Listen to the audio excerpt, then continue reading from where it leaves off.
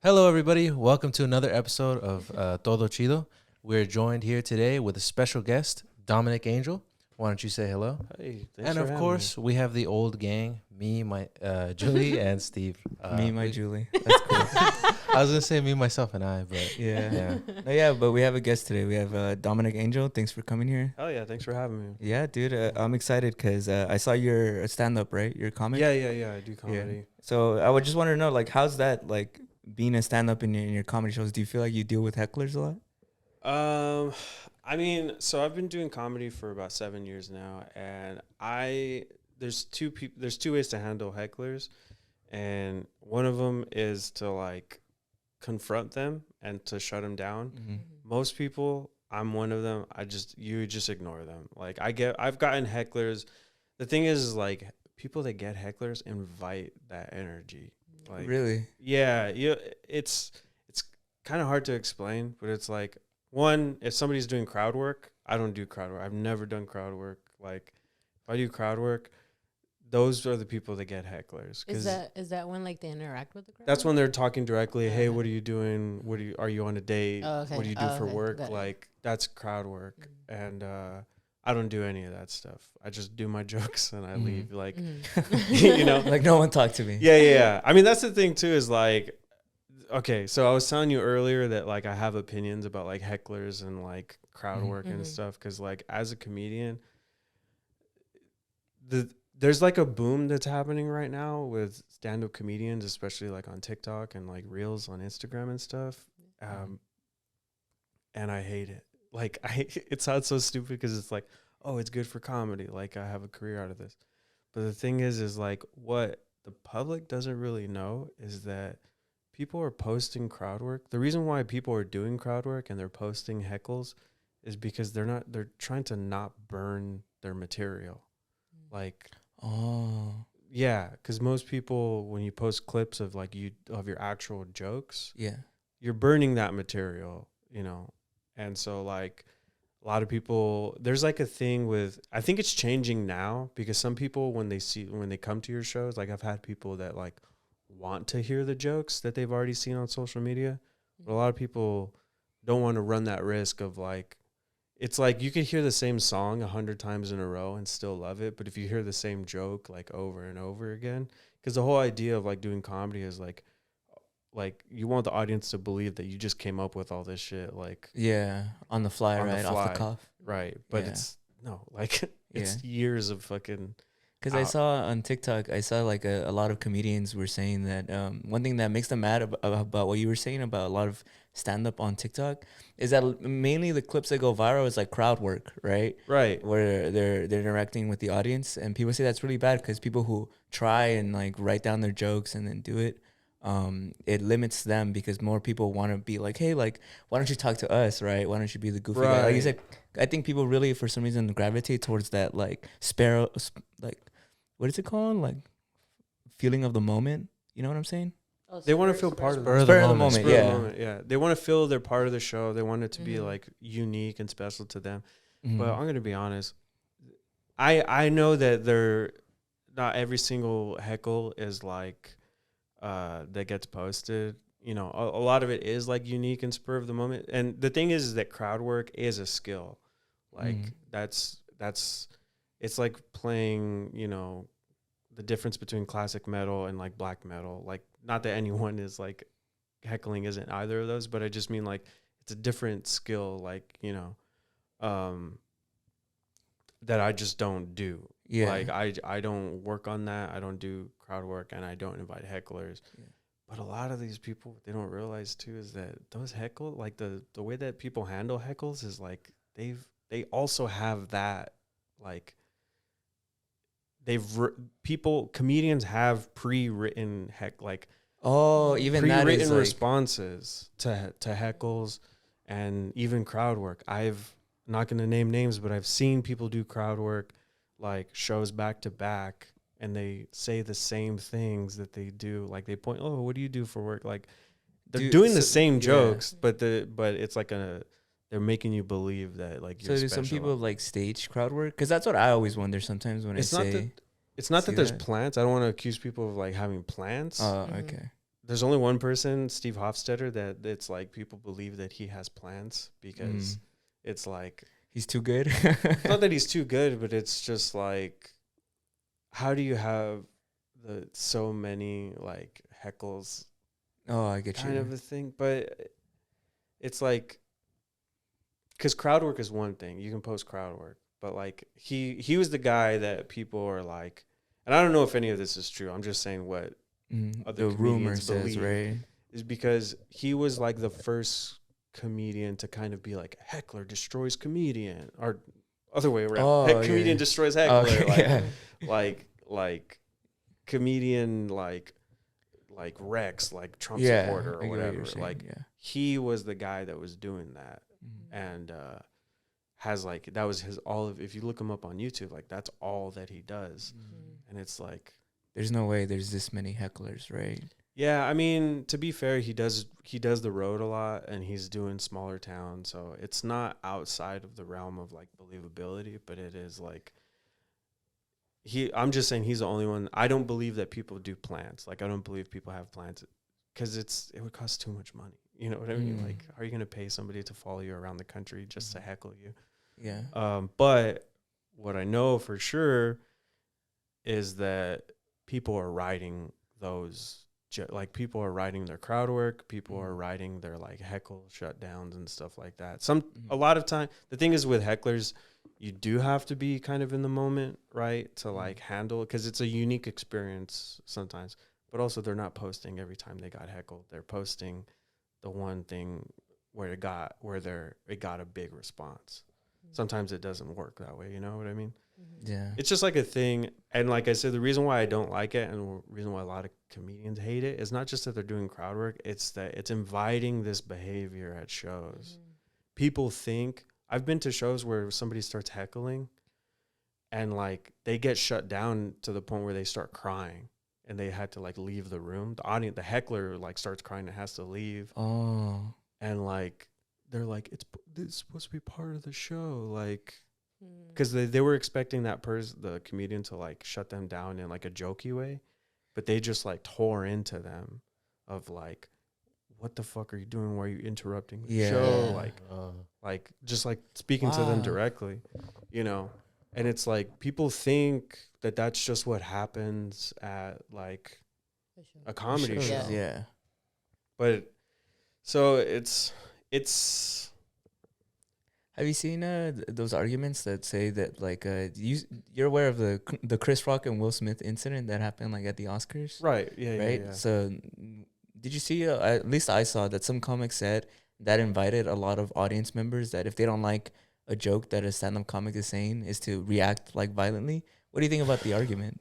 I think it's a dumb argument, to be honest. Like, I don't buy that. Like, again, like I said, I've been doing this for 7 years, and before anybody like calls me out, I don't perform as often as I would like, and I definitely don't do the road. I perform like in LA, and I've performed regionally. I've also like don't perform as much as a lot of people because I do my podcast and I have a day job, and like it's just live stuff, right?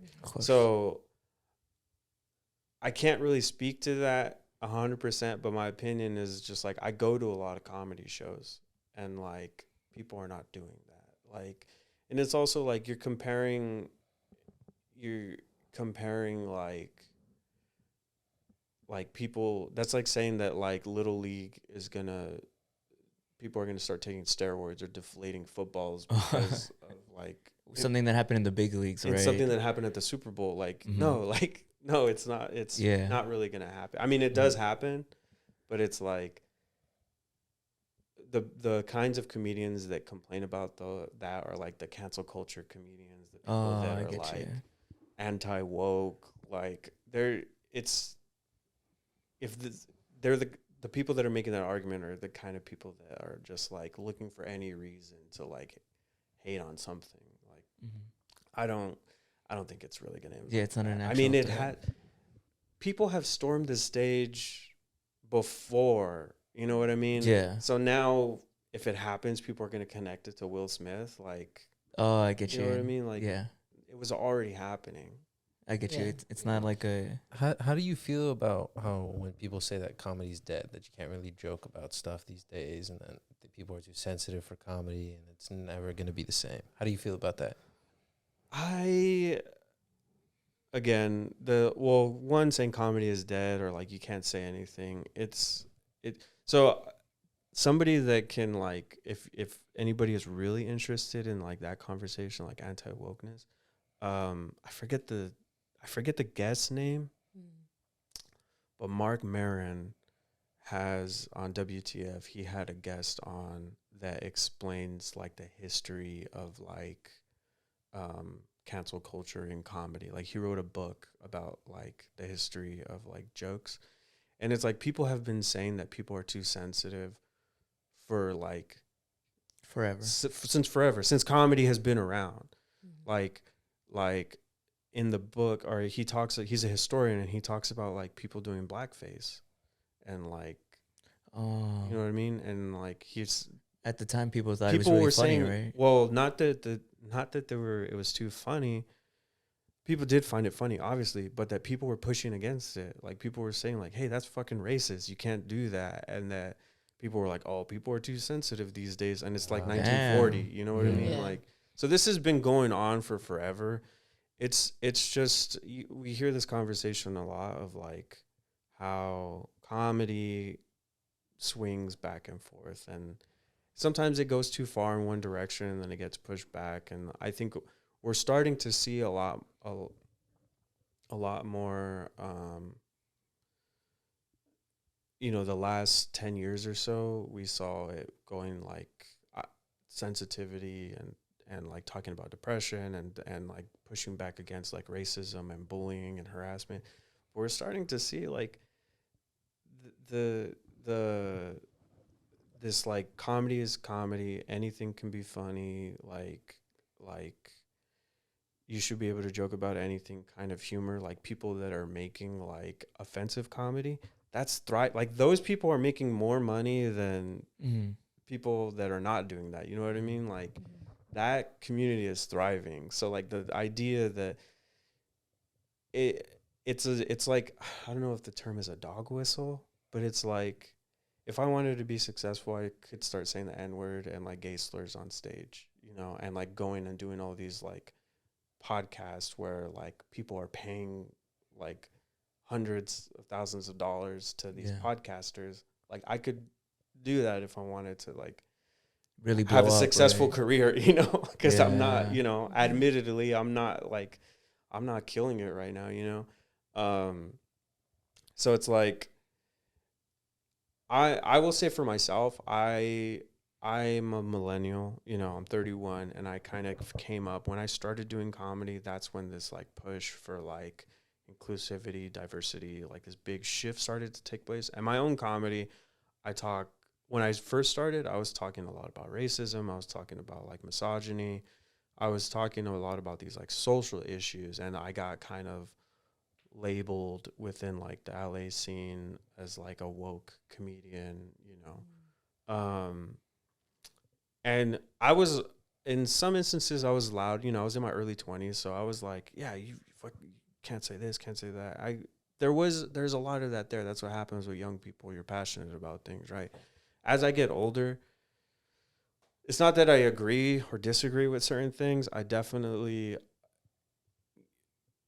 It's hard to explain, but there is a thing of like, you have to think more critically about one, what the punishment is for something, and then also think about what the crime is. I'm not trying to use that word like flippantly, but like what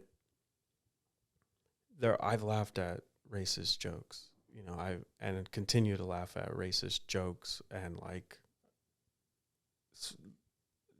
jokes. But the thing is like a lot of these people that are saying like you can't joke about anything anymore are just being racist. Like they're not saying jokes. They're just openly being being racist. Yeah. Like, and that's where there's a line of like the pushback is, where I'm like, no, you just don't be racist. Like people will forgive a lot. Like people do forgive a lot, especially if you're a comedian, or not if you're a comedian, but if you're a fan of comedy. Like, people like to laugh. That's what people always forget. Like, this whole free speech thing is just like, you're free to say whatever you want. People are free to react to it, and it's like, it's not their fault that you're saying something that someone else doesn't like. Like, that's not their fault that they don't like what you said. That's your fault for saying something that they didn't like. So what I will say to all these, to kind of this point though, is that, like, politically, we got to be careful. I'm under the belief that you're responsible for the fans that you cultivate. You're responsible for the culture that your art, like, creates, because there are people that, I got into a debate with somebody because Kevin Hart got, years ago, lost the opportunity to host the Oscars because of a joke he made, a homophobic joke that he made. And I got into a debate with comedian friends of mine, and we were talking about, like, should he deserve to, like, lose that opportunity? I don't know what the answer to that is, but the point I was making in that conversation is, like, even if he doesn't believe, like, if he's not homophobic and he's accepting, but it's also just like, that idea is, a lot of people will say, like, I don't care if you're gay or if you're straight or if you're black or white. We should be able to make fun of everyone. It's like, why do you got to make fun of people to begin with? Like, why do you have to make those jokes? Like, why should you be allowed to make those jokes? And not that you shouldn't be allowed, but it's just like, why for you is that the most important thing for you to be able to do? You know what I mean? It's just like a weird thing. And there's a whole argument for free speech and all that stuff that I don't really buy into. But the thing is that, like, Kevin Hart has a huge platform. He's the number one comedian in the country, if not, like, the world. Like, he's a superstar. And the thing is that, unfortunately, I would like to believe that everybody has, like, critical thinking skills, but not everybody does. So if somebody is bigoted, if somebody is racist, or for Kevin Hart's instance, like, if somebody is homophobic,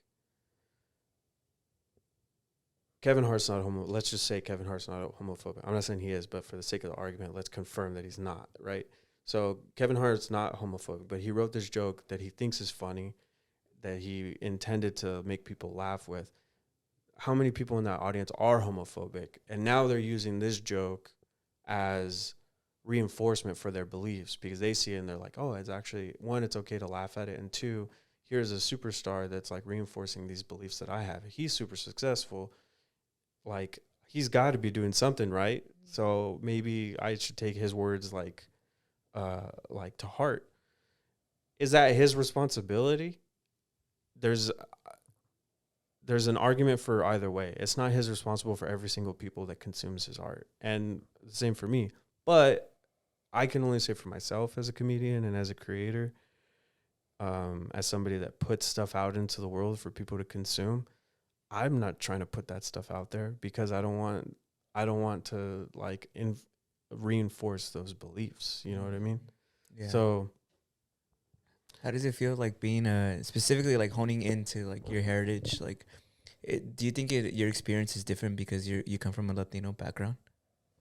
Yeah, it's been interesting. You know, I was telling you guys a little bit earlier that, like, I'm Latino, but I don't speak Spanish. And as I've been growing up, it was weird for me because I grew up around mostly Mexicans. It wasn't until I left high school. I didn't go to college, but I started working in the film industry, which is predominantly, white people. And once I started, like, being around white people more, that is where all of this stuff started to sink in. And it's like, especially when you don't speak Spanish growing up, you kind of feel the schism between, like a separation from, like, your heritage, your identity. Like an outcast? Yeah. Like, I would get teased, I would get picked on for not being able to speak Spanish, but it wasn't, it was more just like, oh, we're just different kinds of Mexicans. You know what I mean? Like it wasn't genres of Mexican. Yeah, exactly. It wasn't really an issue. It was like, I'll make fun of you for not speaking Spanish, and I'll make fun of you for like being a paisa or whatever. Like, I get you. You know what I mean? Like it wasn't that much of an issue. But it was there, and you start to you don't feel it as much when you're younger, I feel like, or at least for me, I didn't feel as much when I was like a kid or a teenager. But when I became an adult, that's when I started to feel it more of like it was a moral responsibility that like I was failing, not knowing like my heritage from Latinos, and then also from white people. Like white people would be like, you don't speak Spanish? What? I'm like, you don't speak Spanish, motherfucker. Like, what are you talking about? You live in Los Angeles, you haven't learned the language. Like, why is it my responsibility? You know what I mean? I think I'm also second generation, third generation. Where did your parents? My mom was born in California. My dad was born in Mexico, right? So, but we were kind of raised by my mom. Oh, okay. So she spoke Spanish. My grandparents spoke Spanish and English. That was the thing too, is like all of my tias that we mainly grew up with, everybody spoke English, and they didn't really speak Spanish at home. Even my grandparents that live in Texas, that are from Juarez, like they, even though they had accents, they spoke English. And like they were actually the ones that were like, no, they have to learn English. Like, don't teach them Spanish because really. Yeah, because they were, they're in conservative El Paso, where they're getting discriminated against, and they're getting like shitty jobs and like treated poorly. So they were like, we don't want them to have to go through that. Yeah. So like, for some reason, it was just us though, like me and my brothers. Like all of my other cousins speak Spanish. So they purposely made like a decision to not teach you Spanish? Yeah, I mean, from what my mom tells me, my parents tell me.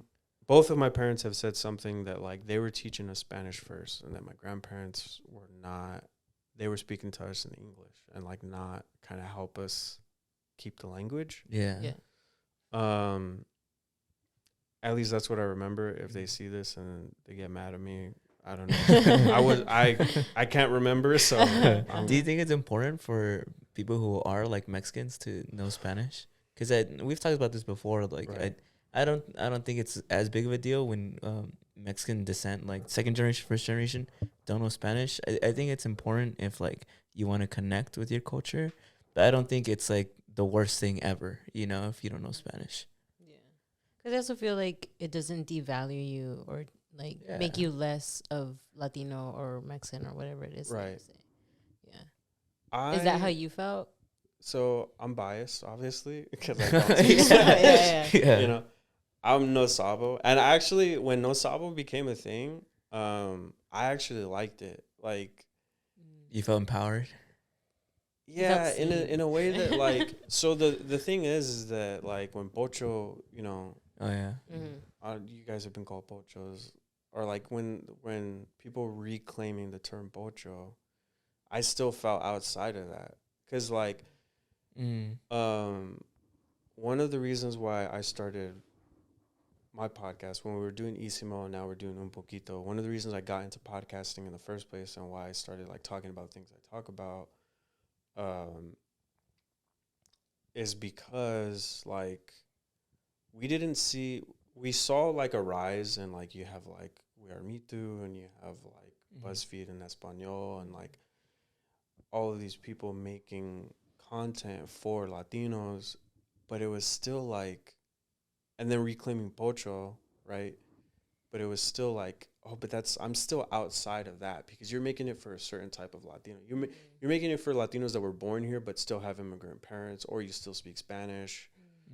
Like you have closer ties to like the traditions. Yeah. And so when Nosabo came around, I was like, oh shit, like that describes my experience, like, and that's why we kind of use it. I'm not going to make a t-shirt out of it, but like, get it tattooed on you. Yeah. I mean, that's how we describe the podcast is like, it's reflecting on one, we say we're learning about Latin culture a lot, but we also reflect on it. But if it's from the perspective of Nosabo kids, because that's who we are. In terms of not speaking Spanish, like it's a I think there's nuances to that. I feel similarly where it doesn't, your value to speak a language, your value isn't based on whether or not you can speak a language. You know, I wouldn't judge people for not speaking English. You know what I mean? Yeah.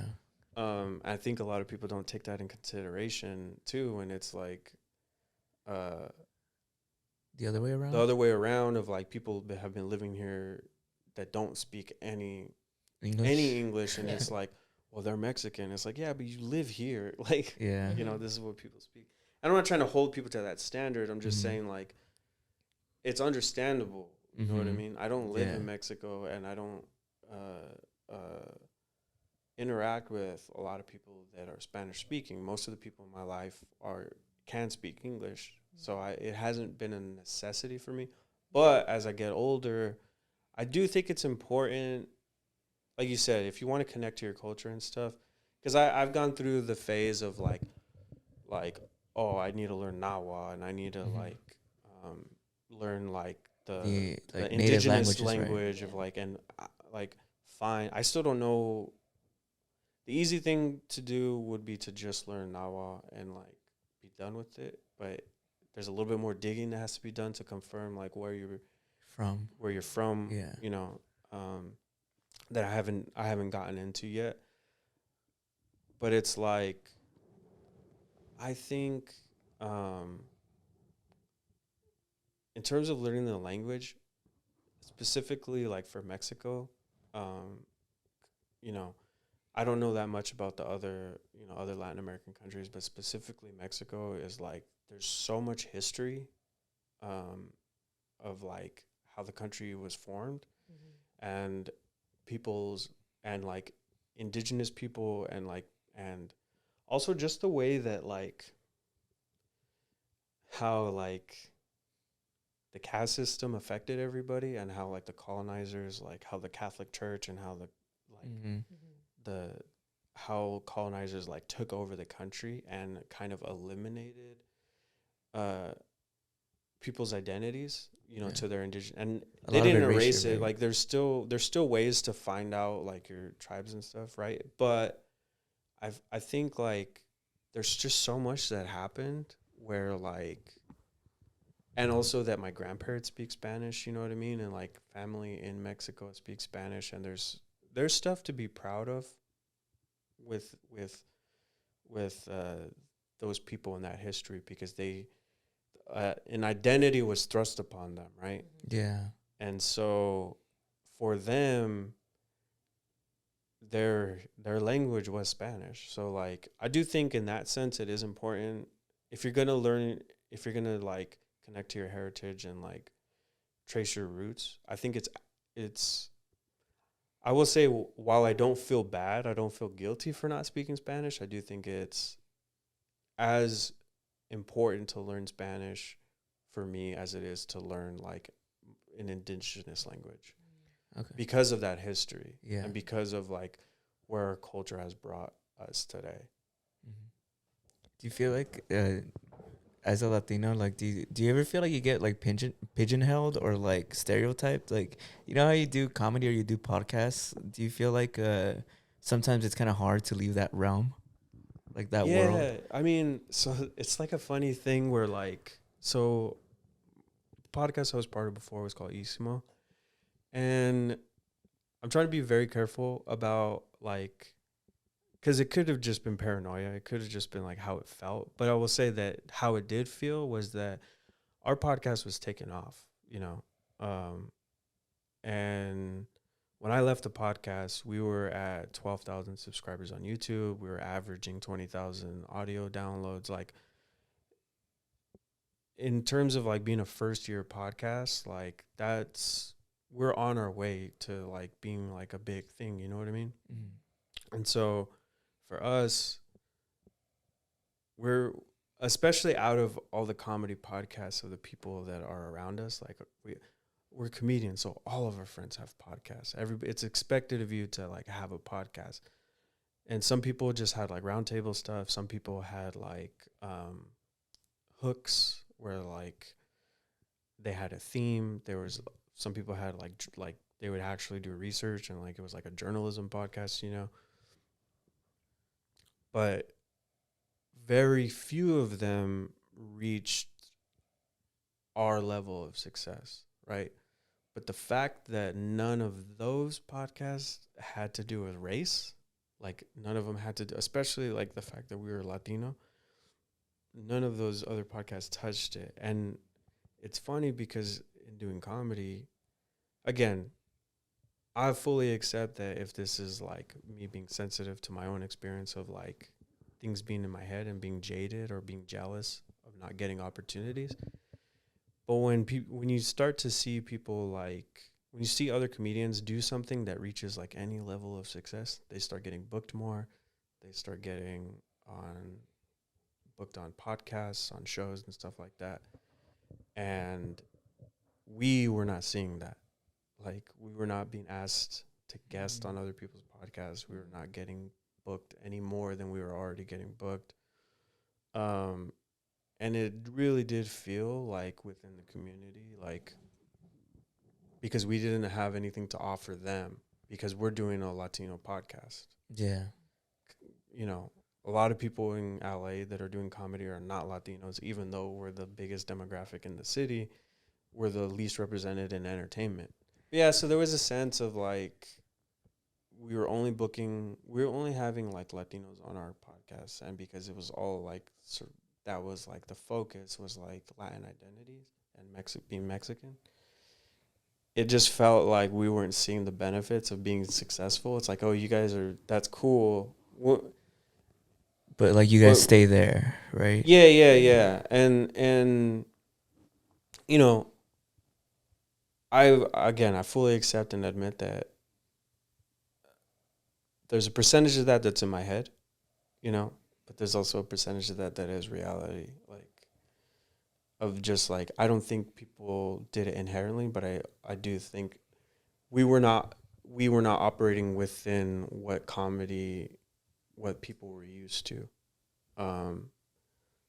And I will say this, like I was removing myself from that. I have friends that are further along in their careers than I am that have gone to like auditions or that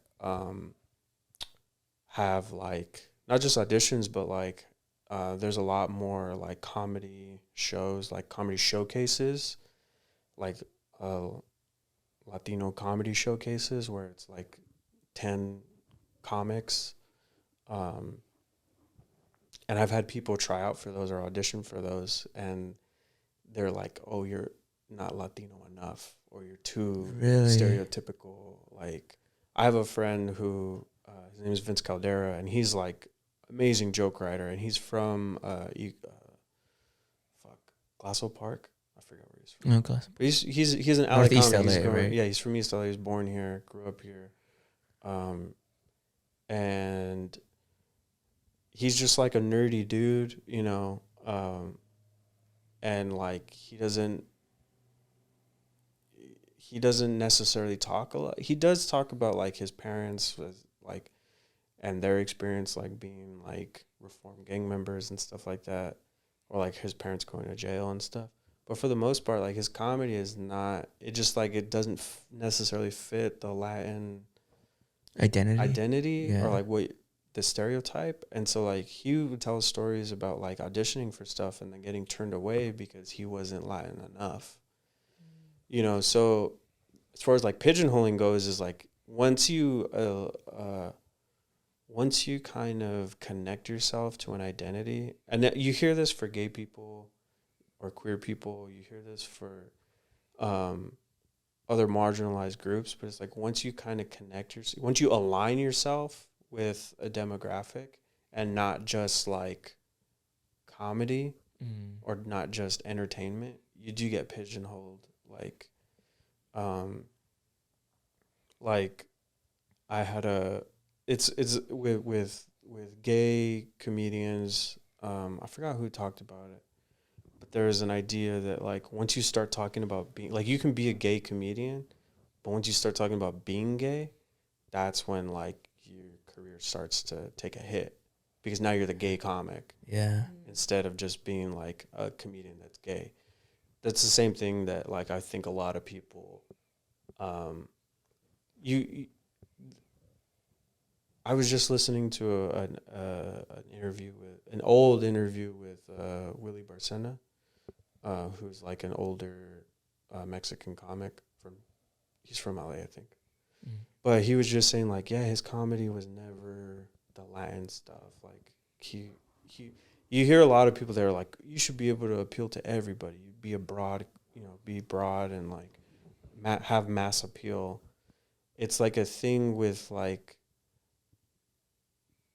I think in the past there was like an embarrassment to embrace that. And I think now it's not that there's an embarrassment to embrace that, but it's like it's still a risk. Yeah, I think like from what I've seen, it's almost like paradoxical because I think people in our community definitely support our own. Like I see it, but what's weird is that like we're still the minority in for the most part. So despite like all the love they can maybe give us, it'll never put us like beyond that reach that they have. And like people from outside the community will only ever see us as that, right? Because I mean, it goes both ways, right? Let's say there was like a podcast or a comic whose identity is very much in like being like Asian, right? Like I wouldn't be able to identify with that, you know, and so it wouldn't necessarily like appeal to me, and I wouldn't want to see their material unless like I had like Asian friends or like I was very much in the community. So I think it's like a weird double-edged sword, right? But I mean, to that point, I think it's kind of silly. Not that excuse me, but like, do you know who Joe Coy is? Yeah. He's one of the best like live performances I've been to. But he talks about like being Filipino. He has an immigrant parent, Mm-hmm. and like even the thing is too is like there are comics. Whenever I think being brown and being Latino, like even though I don't have that same experience as like an Asian comic like Joe Coy or Dat Fan or like what's this Ronnie Chang, we don't have the Ali Wong, like we don't have that same experience exactly, but like there are certain things that I personally can relate to, just the fact of like them talking about like having a parent with an accent. I don't have my mom doesn't have an accent, but my grandparents do, and they do things that it's very similar, and I think for a lot of people, I think that's the fear of like why people get shut down, because it's like, oh, you're only making stuff for Mexicans, and it's like, no, I'm talking about myself, like, you know what I mean? I'm talking about being Mexican. Yeah.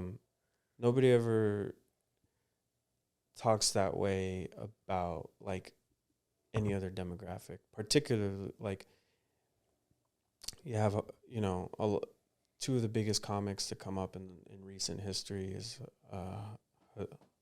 Hassan Minaj and Ali Wong, and they both talk about being brown, about being immigrants.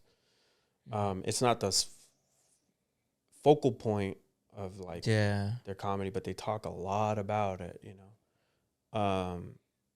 and there's a whole thing about being a model minority and how about there's a documentary. Sorry for jumping around, and I wish I knew the name of it, but there's a term that was created for Latinos of like being like forever immigrants. I think this is the term. Really? But it's like how even though half of this country, even though like the people we're indigenous, we all have indigenous blood, and like how that combined with Mexico being half of the United States at one point and the border crossing us kind of a thing, like we're still considered outsiders in this country. Yeah. That in a way that other demographics are not. And so it's like it's always a weird thing, like in particular with like identifying with being Latino, that it becomes an issue. And it's only until recently that like I'm thankful for the opportunities, and I'm also happy to see so many people like you and Ayin friends and like Brown Bag Comedy, like Brown Bag Podcast, like the rise that's happened in the last few years for like culture and opportunities for people, that it's like, oh, they're kind of starting to finally see it. There's also a fear of like, how long is this gonna last? Yeah. But I'm definitely. grateful that it is happening, but it's also still frustrating that it's in vogue, and we don't know that it's going to continue, and that also like people that were not always like loud about it are benefiting from it now. Mhm. You know what I mean? Like all of a sudden people are telling stories about like how Marilyn Manson spoke Spanish. Not Marilyn Manson, what's her Oh, name? Marilyn Monroe. Marilyn Monroe. Yeah. Yeah. Marilyn Monroe spoke Spanish, from Mexico, born in Yeah. Mexico. Oh. And it's like, yeah, it was just one, she's still white, and also like Rita Moreno was there the whole time, like with a darker complexion and like a Spanish last name, like claiming it, you know. Not to take anything away, but it's like we like to see things. It's a weird thing, one, within the community, but two, like I think people like being pleasantly surprised. They don't like stuff being in your face. You know what I mean? Mhm. So like Marilyn Monroe gets credit for speaking Spanish and for being Mexican after she's dead. You know, and I she had to. I'm not. It sucks that like people had to hide their identities, but also like being able to do that is in and of itself like a privilege. It sucks for the people that had to hide they had to change their last name, they had to fix their accent, they couldn't speak Spanish, they couldn't do these roles, you know, they couldn't make this art that they might have connected to. But the fact they were able to gain success by hiding it, that other people could not do that, you know. Like somebody that Oh, I looks like get you. any of Yeah. us wouldn't be able to do that back No, yeah. then. Yeah. I talk about it all the time. I mean, like, for me, like, I can't hide like my heritage, right? It's like on my face, Right. right? So it's weird because even like sometimes the way I'm just dressed in the way people where I grew up with like dressed, and people say like, oh, like nice cosplay, bro, or like like, oh, you're dressing a certain way, but really like you wouldn't be saying that if my face was a different shade, if like my nose was a different shape, you Right. know. Like you're right. Some people are born with the privilege to not even have to like reveal where they come from, right? Right. So I agree. Yeah. So you said you grew up around LA too, right? Yeah, I'm from Baldwin Park. Because I wanted to bring up, because you're about the same age as my older brother, Oh yeah. and he brings up like a lot of stories about how when he was younger, like LA was just a lot more different than I guess the LA I grew up in my teen. Did you ever see anything in LA that was like, was it really more dangerous, like, or more like active, or did you kind of stay away from those type of I things? mean, I was kind of away from that. So I'm from Baldwin Park, and the Baldwin Park that I grew up in was different than the Baldwin Park that my parents grew up in, for sure. I didn't really start coming to like LA proper until after high school, so I didn't really experience that much of it. But Baldwin Park itself, like from what I've been told, like I remember I was on a field trip. My football, I was in flag football, and I must have been in like fourth grade, and they took us to like to see a Bruins Trojans game, right? And so we sat next to this dude. We sat next to this guy, this older guy, and he was talking to like our chaperone, who was our coach, who was like this guy that was maybe like 20 years old. But when he was talking to our chaperone, his name was Joseph. He asked him like, "Oh, what are you in school for? What are you doing?" He's like, "I want to be a teacher." And the guy goes, "Oh yeah, like whatever you do, just don't work in Baldwin Park. Like don't work in Baldwin Park School District. That's the worst school district in the county." And like Joseph just was kind of like, "Oh, okay." Like I was like, "What the fuck are you talking shit about? Where I go to school?" Like, but he didn't tell him like that's where we're from. You know, he was just like, "Oh," but like through stories of like my parents and our grandparents, and not my grandparents, but like my teachers and stuff, they would say like Baldwin Park, if you look at it historically, it was like one of the highest rates of gang violence like in LA County for like in the 90s, you know. And even when I was in high school, like there there was a lot of like there was a lot of Activity. not activity. What's like the stuff carried down to like the next generation, but it was like unnecessary, right? Because like it started to happen. I It's get like a you. movie next Friday when everybody moves to Rancho Cucamonga. Like that's what was happening. Like everybody's moving out, and like it was more like people were keeping up like the like not the crimes, but like the identity of like being part of a gang or being part of a crew or whatever. Oh, I get you. They're keeping up that identity because it was just like that's it. Sounds silly, but it was just more tradition of like Yeah. this is a lifestyle, you know. Yeah. But it just was like becoming less necessary, you know. And I feel like a lot of that was happening in LA too, because like when I started coming out here more, like what I did experience was gentrification, like that stuff that you could see like happening where like, you know, you guys grew up out here and I know that like, you know, Figueroa is like completely different than it was, Yeah. you know, 6 years ago. Mm-hmm. I remember when people started referring to like Highland Park and Bolo Heights as up and coming neighborhoods, you know, like do you or- feel, what's your stance on like gentrification? Like, do you, because I understand like both point of views, because some people say it makes the neighborhood safer, it makes things newer. The other side is that it's like gentrification is like almost like history repeating itself with like colonization. It makes all the people who have lived here get out while still keeping the culture and the history and not acknowledging like any of the people who lived here. Have you heard of that? It's like erasure, modern day erasure of native Angelinos, especially because you said like LA and California used to be part of Mexico. right. So now that a bunch of people who are a lot richer are moving back into the city and getting rid of the art pieces, getting rid of like statues. I think they try to get rid of the mariachi statue right in Boyle Heights in Mariachi Square, or they're trying to get rid of it, right? So yeah, what's your stance on that? Well, I want to ask, like, what do you guys think? Because I feel like I've been talking. I have an answer, but I want to hear from you guys.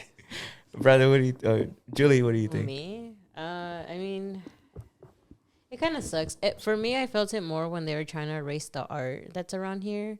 Because I remember, I think they were trying to erase, like, the one that's, like, it's near, like, actual in Cypress Park. There's one, and it just kind of tells, like, a story. And people were trying to erase that one. And there has been other ones that have been erased around, like, schools around here. And for me, I'm always like, damn, like, they're kind of just... To me, at that point, when they're trying to erase that, it's like they're still just trying to erase all of us that are here. And to me, it just makes me, like, a little sad of, like, seeing the erasure of, like, our culture and all that stuff. Because, like, we've been here for a cool bit, and, like, now people are starting to notice it. I feel like I felt it more when it happened in Highland Park, because that's a lot closer here. Right. And just hearing, and I mean, I would usually go there with, like, my parents. But like, as I got older, I started seeing, like, the differences of, like, how people say it's, like, it's getting nicer and stuff.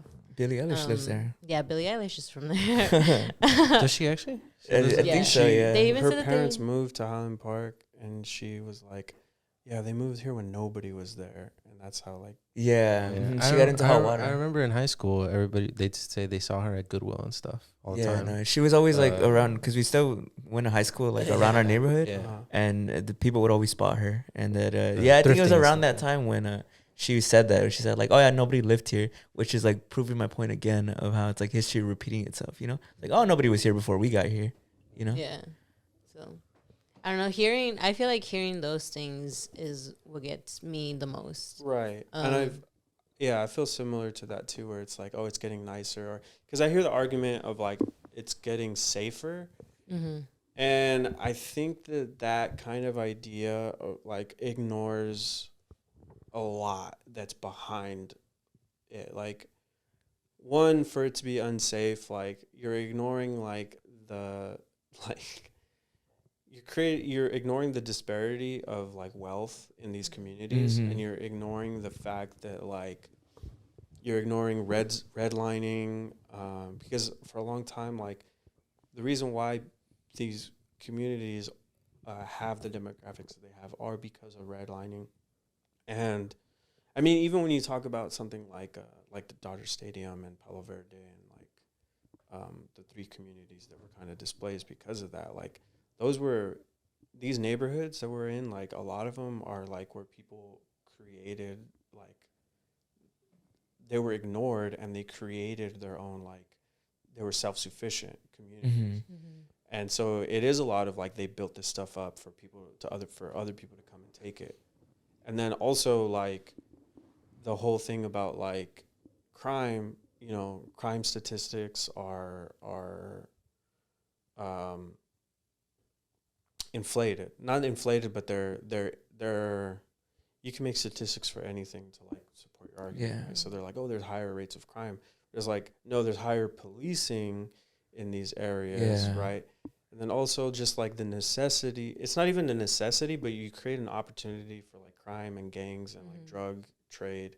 Also, you know, cocaine and drugs were pushed into communities, like funneled into communities, like as a sort of thing that happened, you know? Yeah. Like, and then you have stuff like the war on crime or the war on drugs.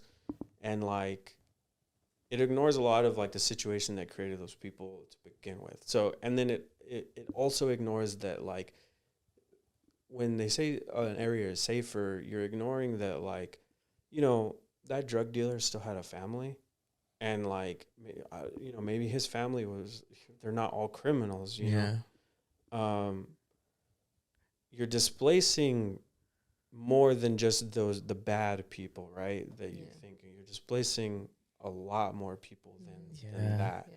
So it's not just becoming safer. It's like, it's not that it's becoming safer. It's that there's less people. It's more like everybody gets kicked out. So you're going to get both criminals and like just regular people. Yeah, but it's, you know? It's also, and again, it's like, the thing is like, there's stuff that's been shown that prevents crime. Job opportunities, education, after school program, free healthcare. You're creating people. Of course, some kid, you know, is gonna look at nobody's gonna hire me. Nobody's gonna give me an apprenticeship. Give me an apprenticeship. I can't get into school. School's too expensive. And like, of course, a kid is going to see that and then see somebody that's selling drugs that or robbing people. One, there's people that are doing it out of desperation, but there's also people that are doing it because it's like, yeah, why the fuck am I going to go? And I see my dad who maybe they're undocumented, maybe they're not, but like my dad does hard labor, does construction, does yard work, whatever it is, and this fool's killing himself, you know, and I don't want to be that. I don't want to have that. So here's an opportunity for me to make some real money that I wouldn't be able to make otherwise, right? It's like it ignores a lot of stuff, and then people say that you're bringing in business, you're bringing in jobs, you're bringing in. It's like it's 2 steps away from saying you're bringing in the right people, like exactly, because like you were saying, like there's stuff that has been here all along, and instead of like it's this capitalist idea that kicking the criminals out and bringing in these businesses in is better for a community because it's lowering crime and it's raising property value. But what that's actually doing is displacing people that already live here. I remember there used to be on Figueroa, there was a deli that was run by a family. I forget the name of it, but it was like a convenience store deli. Yeah. And now, you know, all of Figueroa is like thrift stores, coffee shops, and that one became a speakeasy deli where like you say like a password and you go into the back and like they make you a sandwich. Like it's but it's on the corner and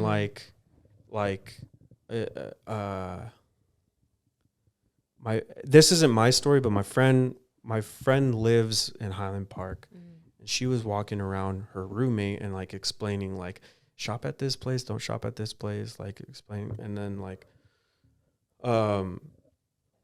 she was telling her the story about how this family, you know, about oh, don't go to this business because they're gentrifiers. And then a business owner that was like setting up her like thrift stores, like clothes and stuff, was like, oh, you know, I actually know the people that own this business, and they're actually good people that are just, you know, that are just trying to run a business. And then my friend goes, yeah, so was the family that was there before them, you know. And that's the reality, is like a lot of that stuff is already here. Yeah. But it's like you're saying that these people deserve to be here more than the people that were already here. And then also like, there was a point that I was trying to make, but I kind of got lost in myself. But it was like, it's like we could be investing in education, in job opportunities, and social programs. We could be investing in that, but instead you're saying the answer to that is to kick everybody out and put businesses in there. Yeah. And like, white people are the only demographic historically, you know, I don't know what the housing market is like today, but historically white people are the only demographic where if they move into a neighborhood, rent goes up. Yeah. You know, before gentrification started to happen in Highland Park, you know, if I moved there, it wasn't an issue. If black people move there, it's not an issue. But when white people start to move in there, that's when it becomes, oh, it's an up and coming community. It's when nobody lived there. You know, that's the issue that I have with gentrification. I think one of my biggest issues is that like these communities were always seen as like not important and like they didn't matter. And so like to me, what like I guess gets me is that now that like gentrification is happening, now they all of a sudden matter. Like now all of a sudden there's like a value to them. When I think it's like it's always been there. It's like a lot of these communities have had people that are very hardworking, and they work to like have the houses that they have like just because I mean at the time too that a lot of people moved here. I mean the housing was probably like the value of the houses weren't that high, right? You know, and I think that's why there's a lot of like of the communities here that are predominantly like black and brown like communities. And to me, I guess what got me was that like they weren't as important because how you said like there was a lot of people said that there was a lot of violence. It wasn't safe to like walk around in the streets, or even like fix any of the communities or the streets or the parks. Now they're getting fixed, right? Because like they're starting to matter. Yeah. And that's why I think that's the biggest thing for me that like hurts. And yeah, it's like benefiting those that are still here, right? But to me, I think that's like the biggest thing is that like it just felt like we never mattered here. Not until until it started getting gentrified that we finally started matter. Like it finally was like, oh, okay, like this is a community that we should like now focus on because now there's like a predominantly like bigger like what is it like audience to it, right? Like there's a value now when it's like it's been there. Like, these families have like been working.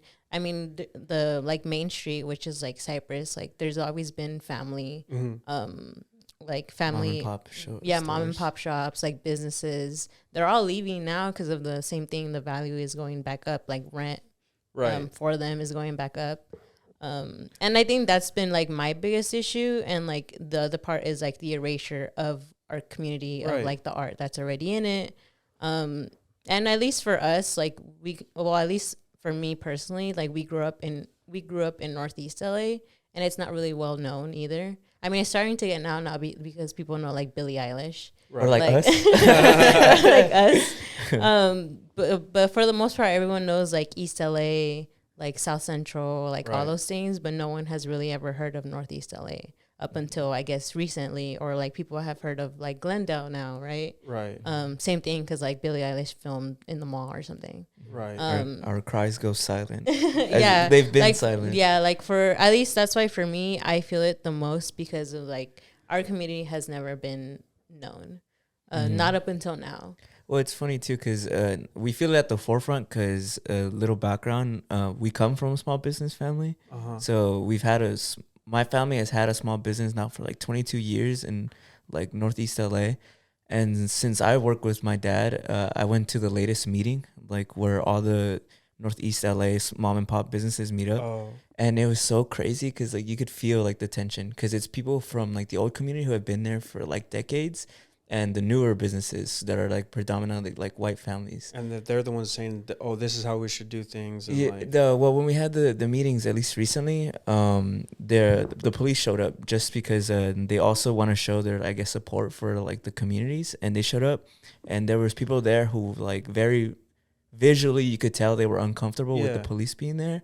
And the newer businesses, they were like, oh, they were asking the cops like, oh, you guys are doing such a good job. Like, what's wrong with like, why is there so much crime and robberies right now?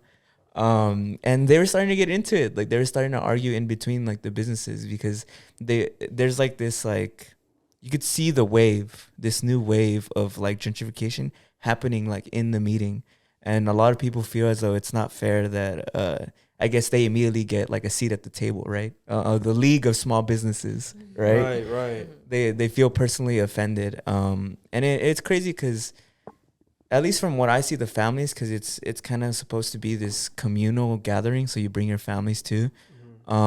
There's definitely almost like a line in the middle of like the meetings. Like on the left is the white families, and on the right is the minority families that have been there for a while. Right. And to me, it's like it's so sad. It's just really so sad because I mean the whole point of the meeting is to kind of bring people together.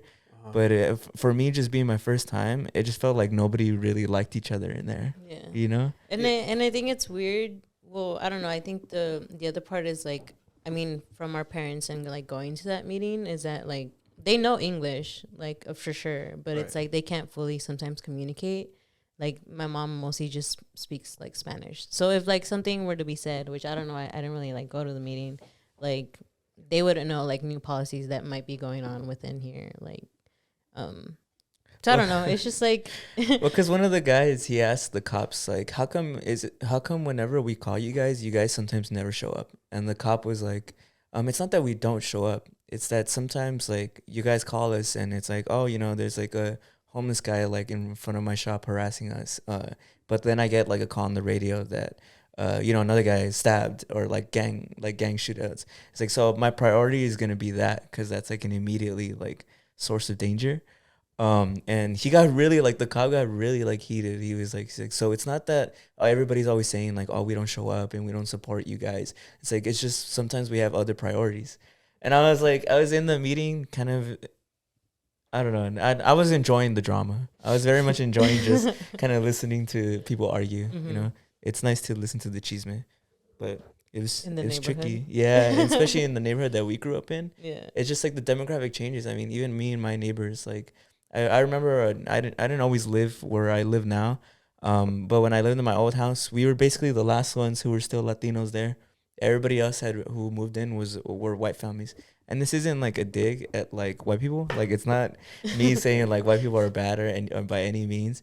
But what I'm saying is that like LA, a lot of it, if you look at it historically, a lot of its history, success, and like, I don't know, profitability, if you want to bring it to that, was built on the backs of minority groups who were here. And to me, it's just one of the biggest things is that gentrification criminalizes those groups and tells them that they've made this place a worse place, and that the people who are moving in are going to make it better. When you look at U.S. history, cities were mainly made to get rid of like minorities. White flight, right? Right. All the white people moved to the suburbs to get away from the city. But now in this new modern age, because of all the success that has been brought upon in the cities by minority groups, people are coming back and being like, you know what? This is a good place to live. This is where we should be. You know? Yeah. I guess it feels a little hypocritical, you know, to me. I guess wrapping it back. Like you said, like it's not about like whether or not white people are bad. It's the thing. So I'm trying to be fair to. So I've dated white people. You know, like I'm not a buff. But so specifically, I'm trying to be fair to this person because like she was white. She's very much. She was into this book, and I forget the name of the book or who the author was. But the book itself was kind of about city planning, and but it wasn't. That's why I wish I knew like the what it was, because it was more. It wasn't. it was kind of like an essay. It was just like saying, it was a book that was just like saying, it was kind of like, did you ever read The New Jim Crow? No, I don't think so. So the New Jim Crow is a book about like modern slavery, essentially how like black people have been criminalized and like how their communities are over policed and stuff like that. And this book that she was reading was very similar to that, but it had to do, it wasn't redlining. It was more just about like, oh, this is a better way that like communities should be made. Like this is how cities should be planned. And like one of the things that she said, the author says in the book, was like about how there should be diversity and wealth in communities, or like how there should be more diversity in communities, and particularly diversity and wealth, because that means that like everybody's kind of watching out for each other instead of like this is the poor people, this is the rich people, and like there wouldn't be a sense of like anyone being in the wrong neighborhood, so it would be like equal. And I kind of took issue with that because I was like, obviously in a utopia, like I think that's where a lot of people, these white business owners and a lot of people that like move into communities, because like, yeah, it's cheaper to move in. Obviously you're going to want to like save your money and move into a more affordable housing or pay less for your rent for your business. I get that, but it's also just like, you also don't understand what it means when like you do it because you're white. Like you don't understand what comes with that. And I was trying to explain to this person like why I took issue with what they were saying, because I was saying all of that stuff of like, yeah, but you see when wealthy people or when white people move into a neighborhood, everybody else is affected negatively by that. Like that's what's happening. And like we kind of got into an argument because she was saying like that's not the argument that she was making, and I was like, yeah, but that's the reality of like what's happening. You know, like when white people move into a neighborhood or when wealthy people start buying up properties, they push people out, you know. And so it's more of like an understanding of like, it's not their fault inherently if they're just trying to like, you know, obviously not every white person is wealthy, you know, and like or has ill intentions. Like they're just trying to survive. A lot of people move from fucking Pennsylvania where they don't make as much money as they do out here. So yeah, they're gonna find the cheapest place that they can.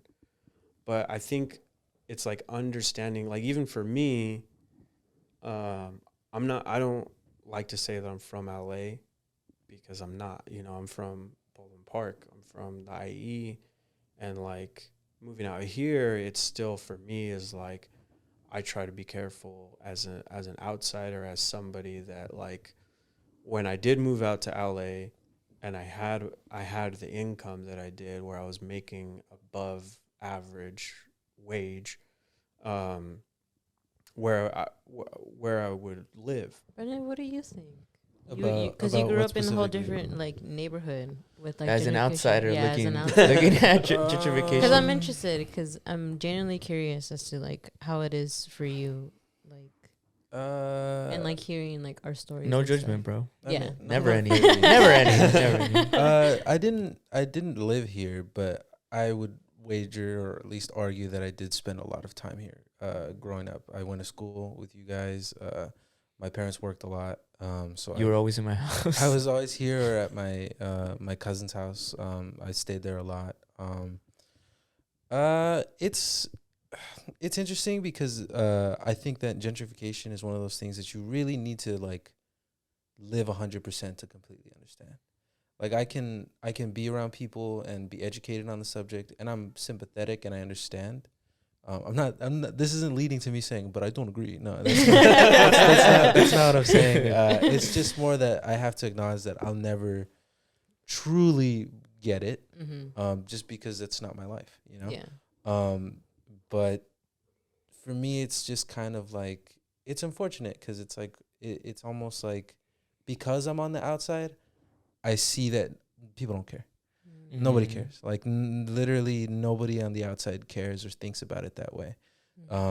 Everybody kind of runs away with that thought of like, but the neighborhood's getting safer. Like, Mhm. and there's better jobs, and there's and you don't want less gang violence and stuff. And they don't Yeah. really understand that there's more nuance to the issue. There's more. There's just a lot more to it than that. You know, there's just so much more. Because it sucks because there's a lot of people who are around here who like nobody cares. What are they gonna do? What, like, you know, they're getting pushed out. They're getting erased. They're like, it just sucks because you see that nobody cares about them or really values them. Because I mean, like, I may not have grown up here, but my family's been here, and this isn't a joke. They've been here since for like 100 years. My dad's an older guy, and he's been around since before there was really any city, you know. So there was people here before, and a lot of Los Angeles, a lot of its character, its beauty comes from these people, and it sucks that like it's now that it's kind of cool and trendy, everybody kind of takes it away. It's like, oh, you guys never really were here, you guys didn't really do that, but like. You look at People everywhere. in the media talk shit about LA. But like you look everywhere in Los Angeles and like the name Los Angeles, you know, like I wonder where that came from. Right? Like you hear every corner, every street, it's like something in Espanol. Rancho Cucamonga or like, you know, or all these things like, I wonder where that came from, you know? Yeah. It's just really shitty and unfortunate. Like, cause it's like I said, I did spend a lot of time here. So like now when I drive, on Cypress and I'm like, hey, what happened to that? Like, you know, it's Mom like, and pop store. yeah, it's like I remember going to that store. Now it's now now we go it's a eat. coffee now shop. it's like the 6th coffee shop on this block, you know. I know it's so funny that it like this is just a weird thing about gentrification. Like I wonder what's the obsession with coffee shops. Like I wonder why specifically that. Like I wonder why that's like what people hone in and open up. I have no clue. Like I don't think it's get a it. thing of just like people need coffee. Like it's not a necessity, but it's like oh, I'm gonna start a business. What's profitable?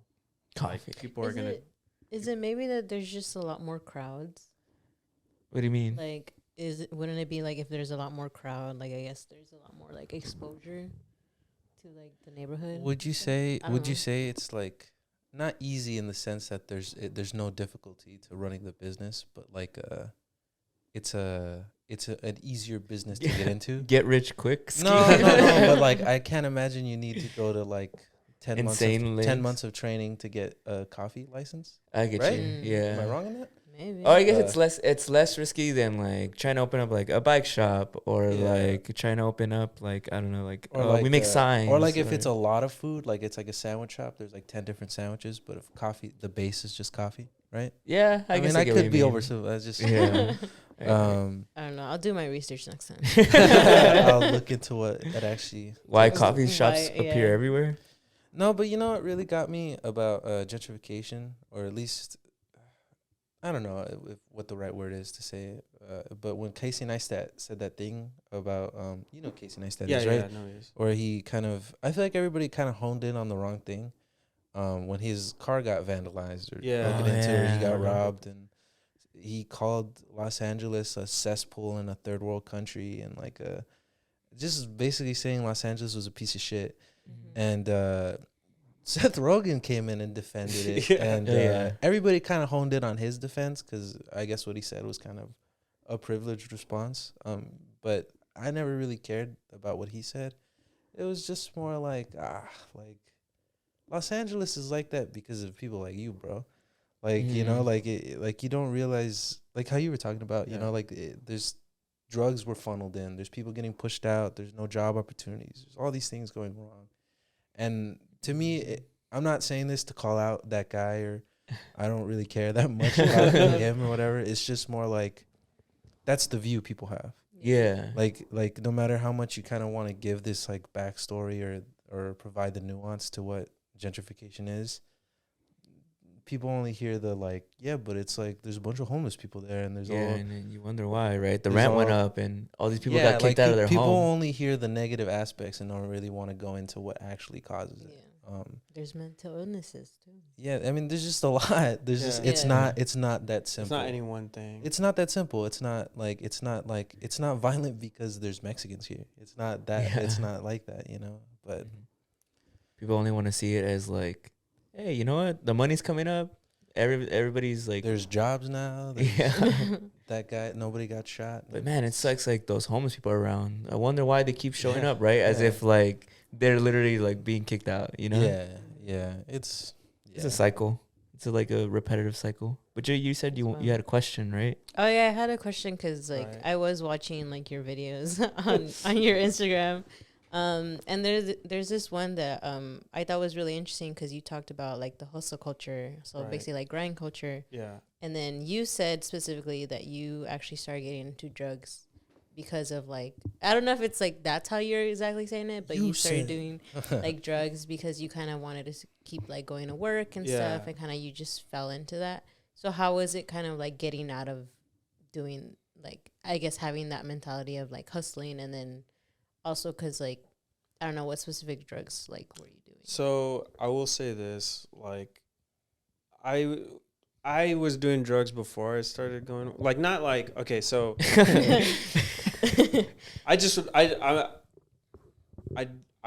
I'm cool talking openly about stuff like this because I think like people should like, before I started working here, before I started doing, I had tried coke, I had done like ecstasy and like smoked weed obviously, and like I was had my relationship with alcohol, and that was about it. But then specifically, what I talk about in that clip was like, so when I was 24 years old, I bought a house. I bought my grandma's house with my brother, and what ended up happening was like I was paying for the majority of that rent for the mortgage, right? And so I was also at a job where I was getting paid good money. At the time when I started doing drugs, I was getting paid like $24 an hour, which for me was like, that's a lot of money, Yeah. especially being in my like early 20s, mid 20s, and not going to college, like, when what started happening was I worked for a vape company. So we made the little liquid for this was before like the Juuls started becoming popular. We started people like dripping their juice. That's what it's called, dripping. But like we made that like for people to like drip. So we would have like these crazy busy seasons where like we were working for like 3 months straight. We were working like, I was working a minimum of 60 hours a week, and sometimes up to 100 hours. And then there was even a couple times where I worked like 72 hours straight, like Friday to Monday, like just nonstop. Didn't go to sleep. I would eat, and I would like take a break here and there, but it was just like nonstop, so like the thing that happened with the job was that I was trying to get paid as much as possible. I was trying to get overtime and trying to not stop. And then also what my boss was doing was he was giving me Adderall. So he was giving me Adderall so that I would keep working. And then he would give me extra Adderall so that I could sell it instead of like, because after a while I got put on salary. So I wasn't making overtime, but he needed like an incentive to get me to keep working. Yeah. So he would give me like a whole bottle of Adderall so that I could like flip it and then use whatever I needed to like keep working. And then on top of that, there was a coworker that I was working with who smoked meth. And so when I started doing that, when I started like working with him, this is why I feel like it's important to talk about it. Is I have a friend that has a joke that it's like people that smoke meth are like people that say the N-word. There's a lot more people that do it than you think. Really? That's Meth? Dude, meth is super cheap. Meth is like it's super cheap. It keeps people up like people that work in warehouses, people that drive at night, like people that have like long hours, most likely, like there's a size of, I don't know, have like numbers, but there's a sizable percentage of people that are like just doing meth, like because it's super cheap, it lasts a while, and it's, I don't want to, here's the thing about any drug is like I don't want us to be like, oh, it's okay because they're using it for work, or like I'm not trying to demonize drugs, you know, because it creates this perception of like that's a bad person. But Yeah. a lot of people are just doing it for work. Like I was just doing it for work. Yeah. And there are some people that like they just like smoking meth, like and like and they, you know, whatever, like they just like to do it. And the thing is like, I'm gonna be 100% honest. I'm not encouraging anybody to try it, but I understand why people get addicted to it, because like out of all the drugs that I've tried, like meth is the most satisfying. Really? Yeah. What does it do? Like, Yeah. I guess because from Breaking Bad, That's exactly what I'm thinking of too. the way they portray it, I'm like, I don't see how people work on that. People swear it hits though on Breaking Bad. That's just because the way you're talking about it seems a lot. I'm not promoting it, but it seems more functional than what it's portrayed as. It is fun. So the thing with meth is that it is functional, but it's also like you get a lot of euphoria from it. So you do get a lot of like it's kind of like it's a stimulant. It's kind of like doing coke with like a little bit of Molly, like, because it does make you feel good. Like it makes you feel good. The thing is like, and like this is so silly because I'm like breaking down the drugs, but like with coke, the reason why it's a club drug and not a work drug is because you can't function on coke. Like it just like you can't focus. But the thing with meth is that it's very similar to Adderall. It's very similar to like Adderall is an amphetamine. Methamphetamine is a methamphetamine. Like so it has its other element. I'm not a scientist, so I don't know the chemical differences, but it does the same. It accomplishes the same thing as Adderall, because it gives you energy and it helps you focus. But also there's this other element to it that like it feels really good. Like it creates like a euphoric feeling within you. So that's why, like I said, like I understand why people do it and why they become addicted to it. And like I feel incredibly lucky because the whole time I was doing it, I will say that the whole time I was doing it, I was definitely doing more than I should have been doing, but I was also like, I'm doing this for work. But when you're doing the drug, it's the same thing as like, I don't know if you guys drink alcohol, but it's like when you drink a beer, it's like, I want another beer. And then now you're drinking, you know, so now it's like, yeah, I'll have a third or I'll have a fourth. So I was doing meth for work, but at the same time I was like, well, I'm doing it, so like I want to do more.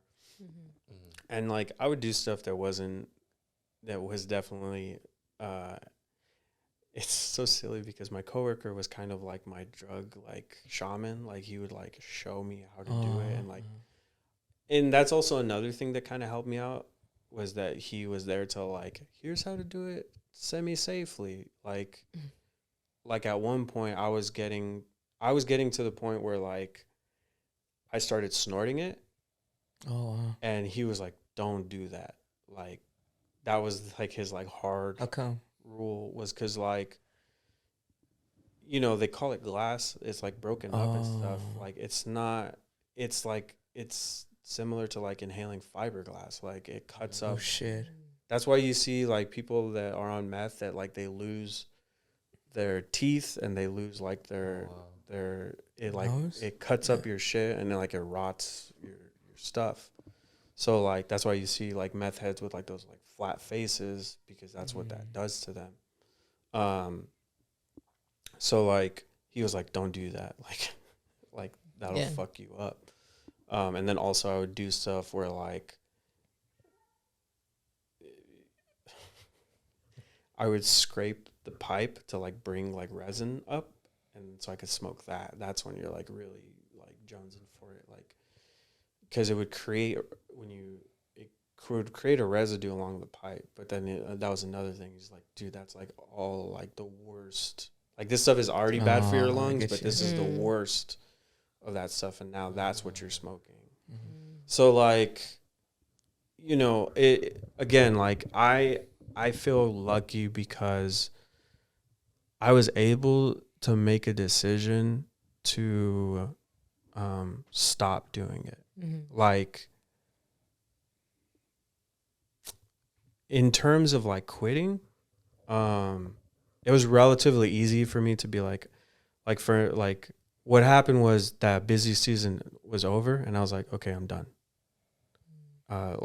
Things could have gotten a lot worse. Like I said, I was doing shit that was like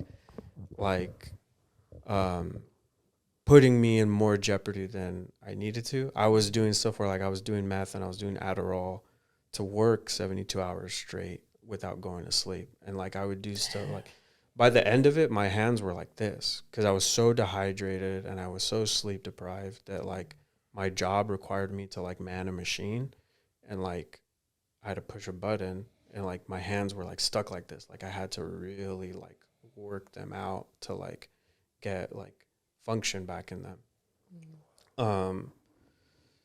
And the reason why I talk about it on the podcast and like why like you asked me if it was cool to talk about it is just like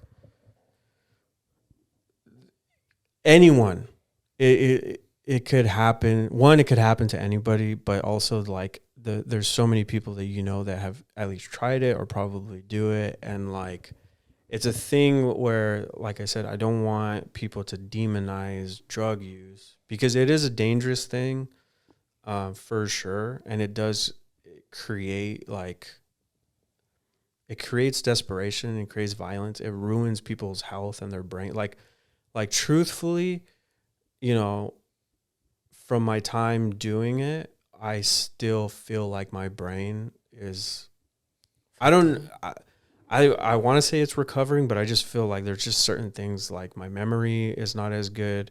My speech isn't as good. Like as a comedian, like I know that like doing jokes, like it wasn't,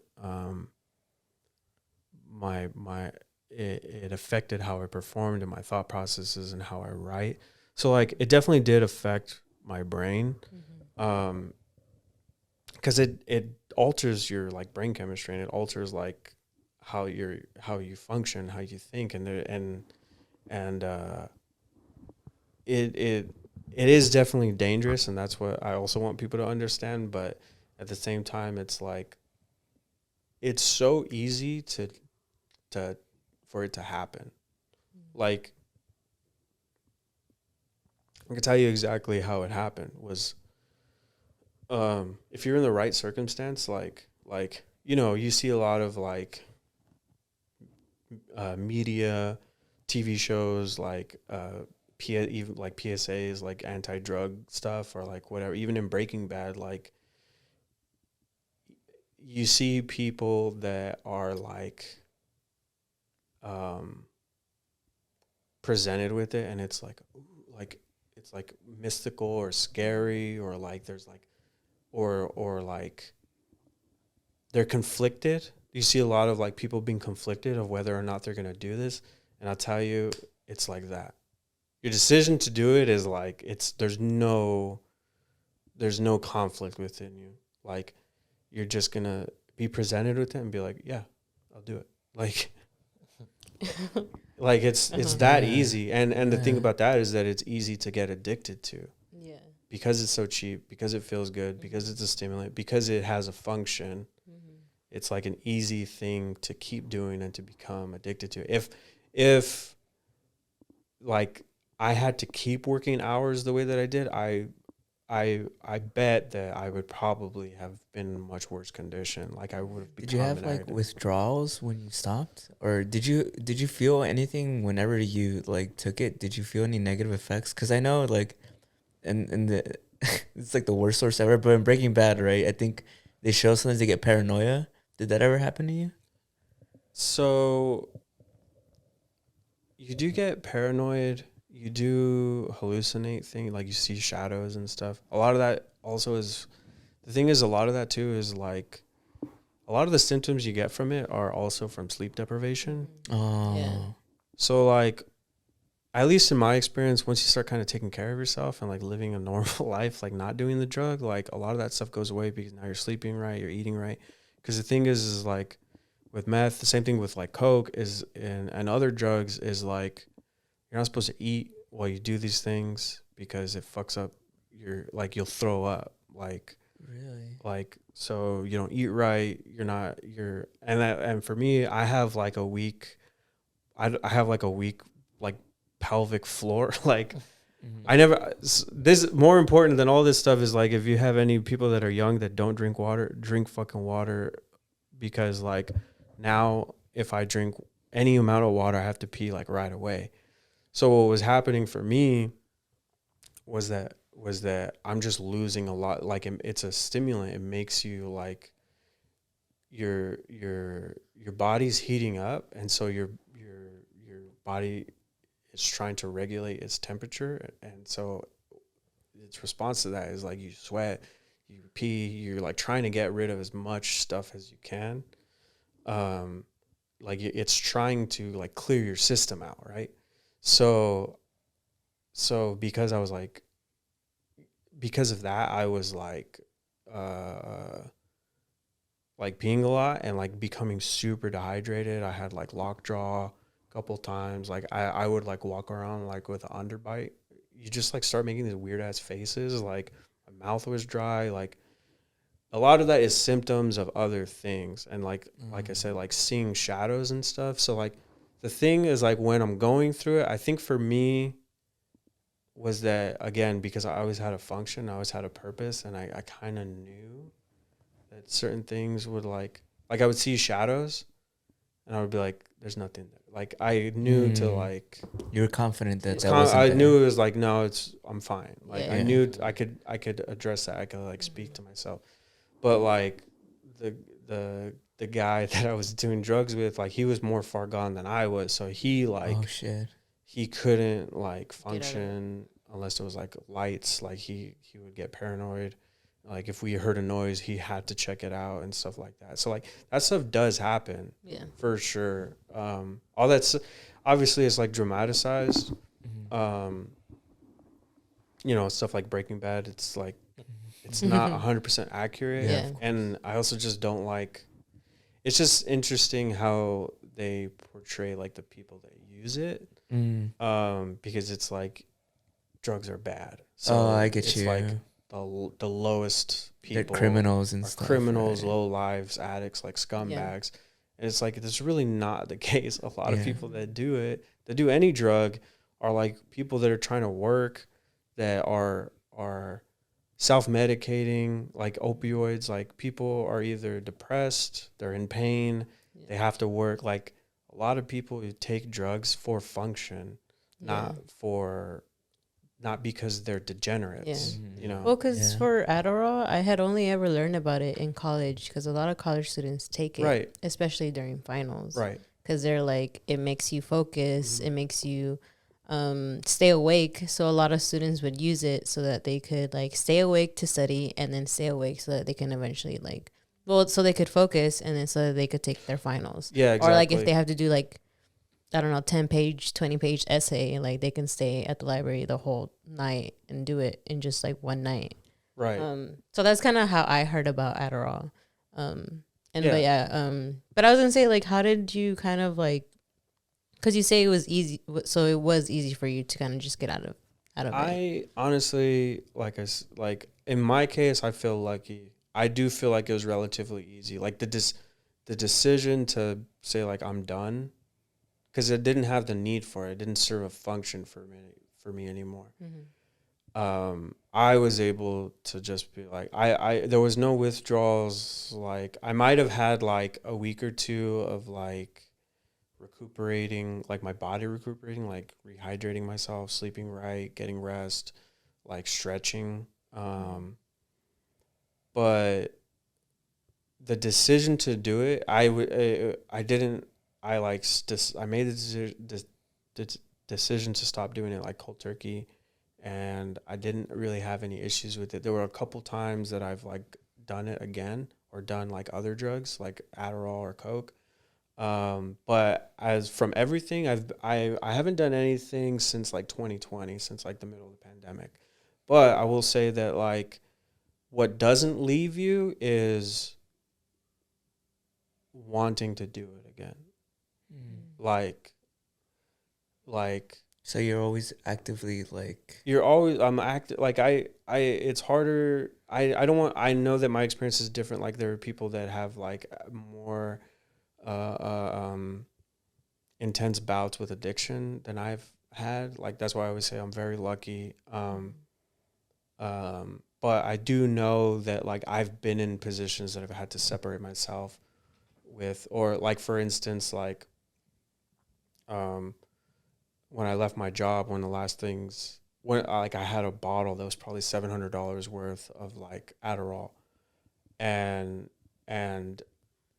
I had kept it in my drawer for like a really long time, and then I was cleaning my room, and like I didn't it for any reason, it just like you feel the pull, right? So like I was like, oh, I'll just take one, and then like I was about to take it, and I was like, I can't fall back into this, because like I had the idea was for me to sell this and make money off of it, right?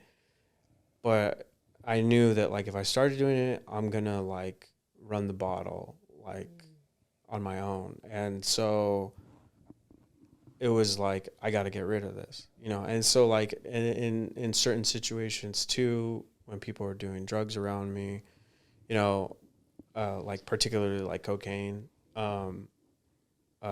nobody really smokes meth openly around me, but like but like when I'm put in those positions, like I know that if I was in a situation where like meth was presented to me, there's always a possibility that I would just take it, like without questioning or without thinking. There's always like that, like kind of wanting to do the drug, like wanting to, like even now that we're talking about it, like I haven't talked about it like this extensively in a long time, and even like now I could feel like cravings for it. Like, so it's always, I know that it's always there. And I was fortunate that I was able to walk away from it at the stage that I did. But I know that there's always a possibility for me to go, like, if I was to start doing meth again, I'm not starting over. I'm picking up where I left off, right? Like, my addiction is picking up where it left off. So I know that is always going to be there for me. Wow.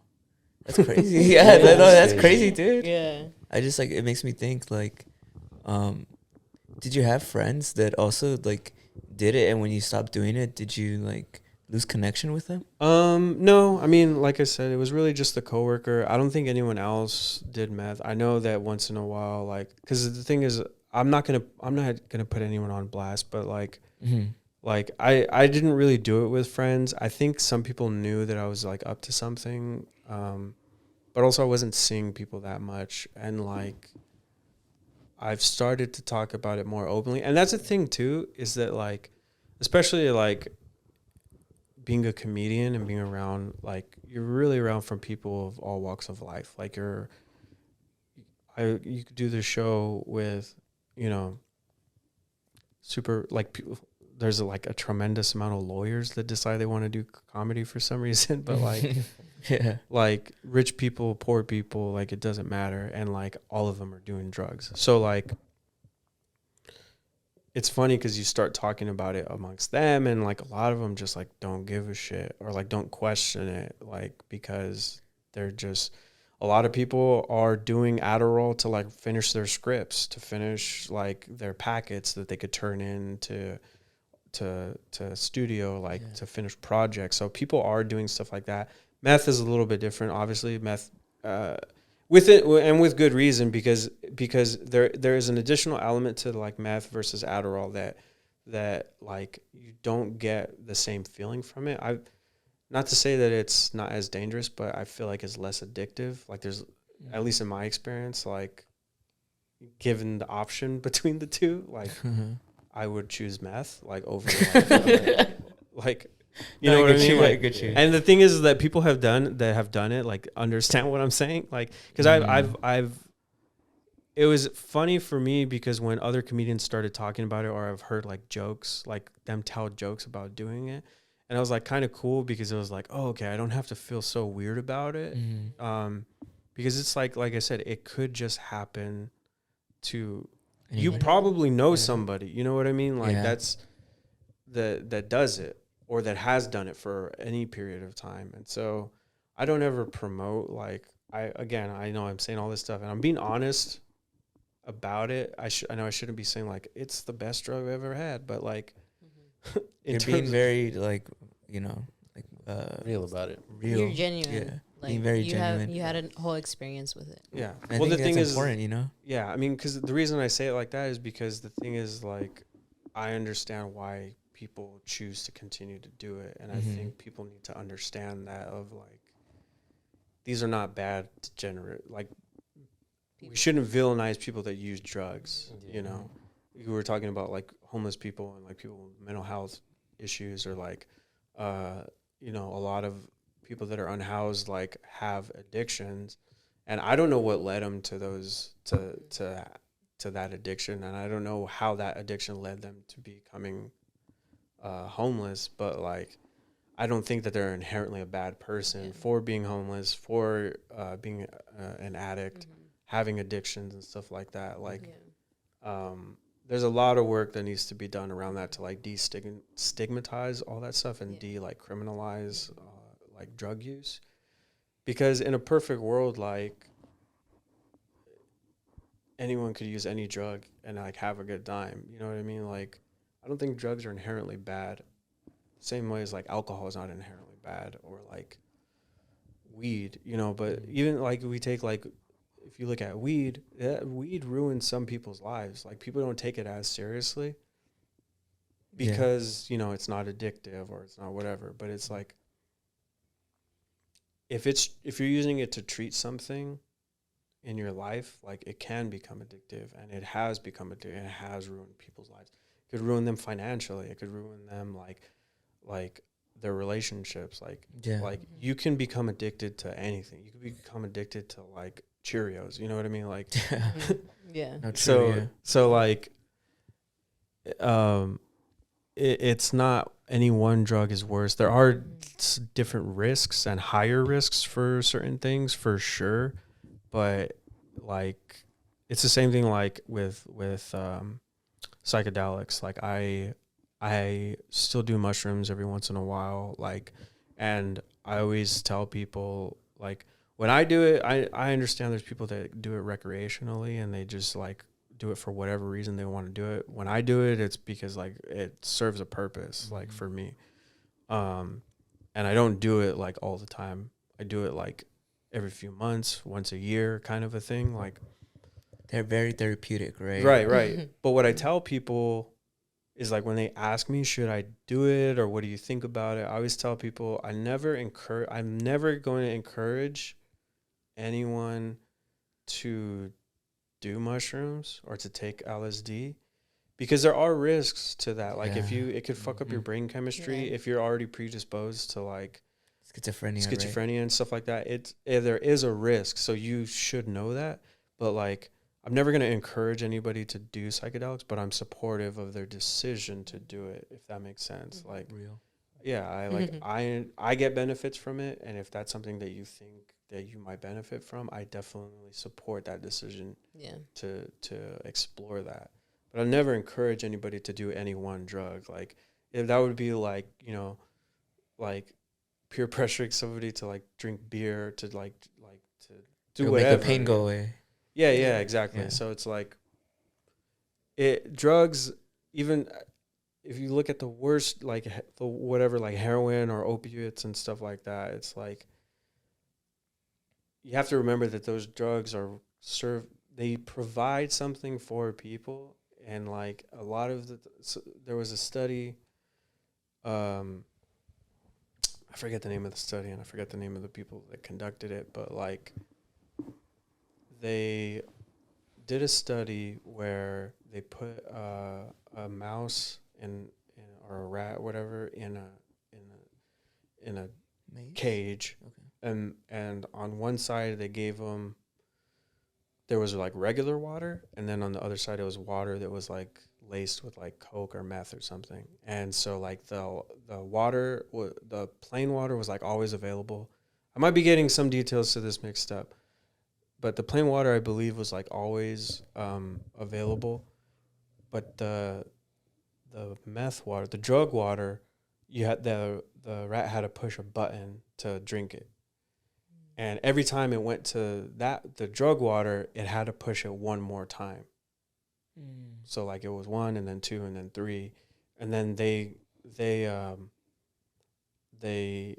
like the study showed that like how addictive this substance was, because it didn't matter how many times the mouse had to push the button.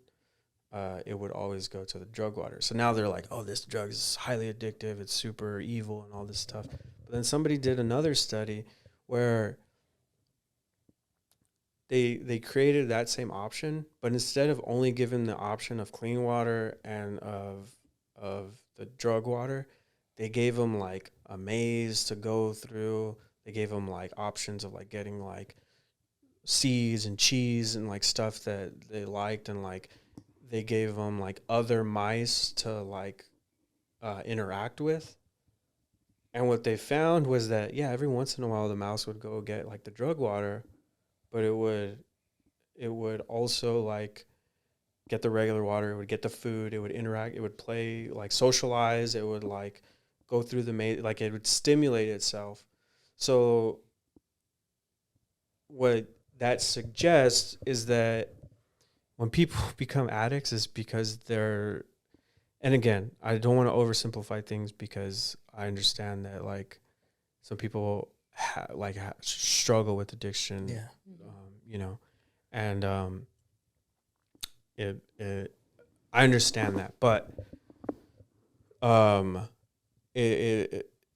what happens with a lot of people is that the pool becomes less powerful if you have stuff to go back to. So like a lot of people become addicts, what's it, morphine?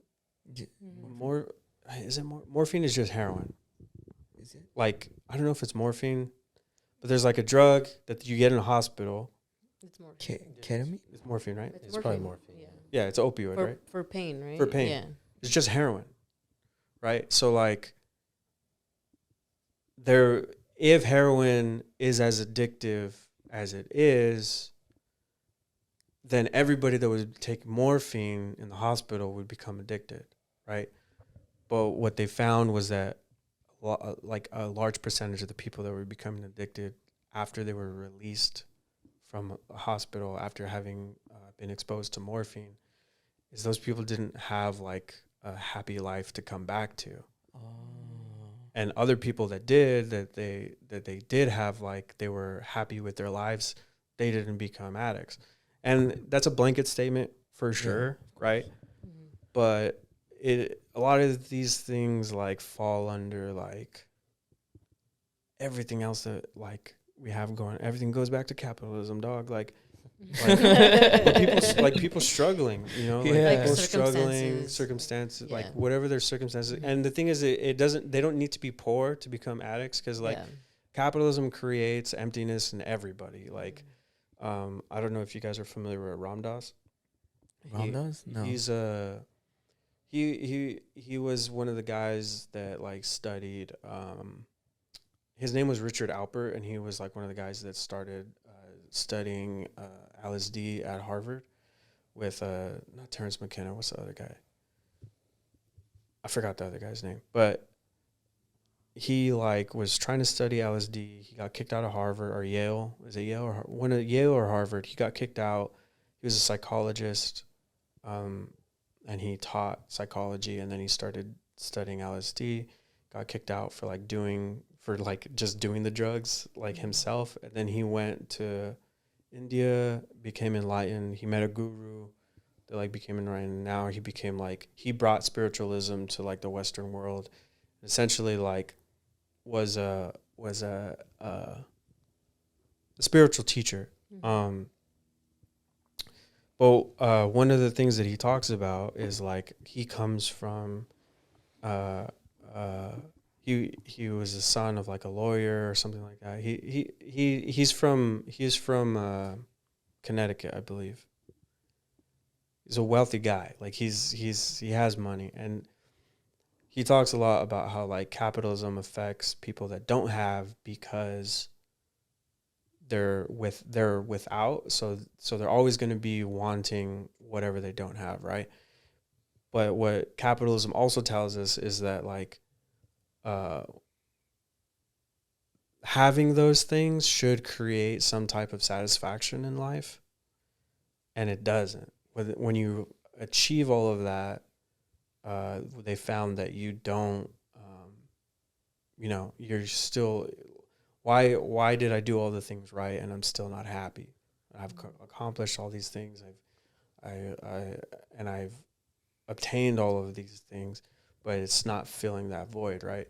So like, like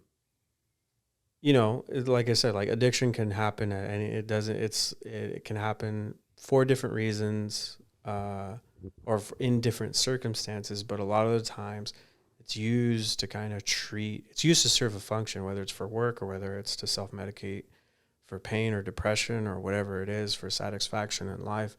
So if we work on that situation and create like this world where like we don't have to worry about making rent, and we also don't align happiness with accomplishments or with material goods, like, or with like status. Because the thing is like when you create, this is my personal belief, but it's like when you create a situation where you're like, if I achieve this, then I will achieve happiness, right? But then either you're not going to achieve the thing and that's going to drive you crazy, or you are going to achieve the thing, you're going to meet that goal, but you still have to keep living, right? You still have to keep existing. So then you create you kind of create a perpetual like cycle of just like not having the thing that you want, because when you achieve that, then you have to do another thing. Mm-hmm. So this is more like a life philosophy that I have of like always being happy, or being happy with where you're at, finding the happiness with where you're at. But in terms of like drug addiction and stuff like that, I say all this stuff, and thank you for letting me say all this stuff, because it's like, of course, I really want people to like understand that there's not a person that is an addict. Like you can't look at somebody and know that they're going to be an addict. And you can't even say for yourself that that's not going to be you, because the circumstances could be right. You know, the day that I started doing it, like I said, it wasn't hard. Like, I was in a certain mindset, but I was unhappy with where I was. I was stressed. I was all this stuff. But the decision was as easy as like, as if somebody asked me if I wanted a pizza, like, and I was like, yeah. And then that's where I went with that. So like, again, that's why I don't like hustle culture. That's why I don't like, because it creates, that hustle culture is like what I was talking about. It creates the environment. It creates the environment and cultivates like it's like a petri dish, like of like just the right circumstances. I get you. Like, do what you got to do to. It creates desperation. Yeah. Like it cultivates desperation. So you're gonna do whatever you have to do to get the thing. And for some people that means violence. For some people that means theft. For some people that means, assault. For some people that means suicide. It creates desperation in different ways in different people. And so, it's just something that I'll just end it on, like, I think people should just like take that into consideration. That's a beautiful point. Yeah. I feel like I've learned a whole new perspective on like things. Dude, that was really like a master class. I forgot I was almost here. Like, I was just fully like listening to what you had to say. Yeah, because you're right. Like, yeah, even in Breaking Bad, like they show people who are addicted are like criminals, like scumbags, Or like dumb and like, yeah. It's Yeah. but you're blowing my mind because it's just regular people. An average person just falls into it. It just happens. Yeah, it just happens. And for some people, it is like they just think it's cool, or they think that they'll make money, whatever it is. But no reason is valid enough to demonize somebody for taking the drug. Now, the people that run the industries and the government that that plants that, that on people. plants all this stuff and that creates these situations, and the capitalist system that like allows for people to want to do these things, and like that's something that we can rally against. But like the individual, like it's you're fighting the wrong battles. Mm-hmm. What would you say is like fulfillment for you? Because what would you say is like your end game in terms of what you want out of like your career? That's a hard one because, like I said, I'm really trying to be on this like no desires trip. Like Really? like I know that there's things that I want, but it's like it's finding a balance between there's stuff that I want to do, that I want to accomplish. You know, I know that I want to be self-sufficient on like my podcast and on my comedy. I don't have an end goal for those things. I want them to I want them to become as big as they will become. But also like it's a thing of like there's a lot of stuff that doing my podcast and doing comedy has presented me with and has brought me, even though financially I don't have an end game for like finance, or like I don't have like aspirations necessarily to like be on SNL or to like get a Comedy Central special or get a Netflix special, or like this year I want to record a comedy album because that's something that I want to do. Mm-hmm. You know, if I don't get, obviously it would be cool to get a Netflix special. It would be cool at some point in my career to like, it would be cool to have 1 million YouTube subscribers. All of these things would be cool. But if I don't get those things, it doesn't mean that I'm a failure. It just, whatever. Like, a lot of that stuff I feel gets in the way of one enjoying what you have accomplished. Because, like, people are, when I left Isimo, we were at 12.3 thousand YouTube subscribers. For anyone to say that that's not good enough, it's crazy. You know, like we started with 0. You know what I mean? Yeah. That's a stadium. Like that's a stadium Yeah. of people. You know, so even like my biggest clip on TikTok was 22 million views. You know, I've had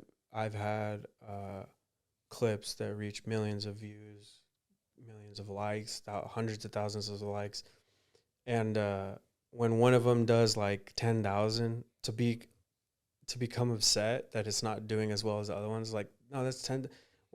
When you have 600 people, if 600 people told you that they to your face that they liked your podcast, like that would be more than enough. You know, 10 people saying it to your face. You know what I mean? Yeah. It's like there's a lot of stuff that because of social media, because of capitalism, because of like this like grind culture, this hustle culture of like needing to not everybody needs to own a business. Some people can just like take out the trash and that should be fine, you know. And it also like has brought me situations like this. Like even, I mean, this podcast, I hope your listeners are like into it because I know I've been like dominating the conversation.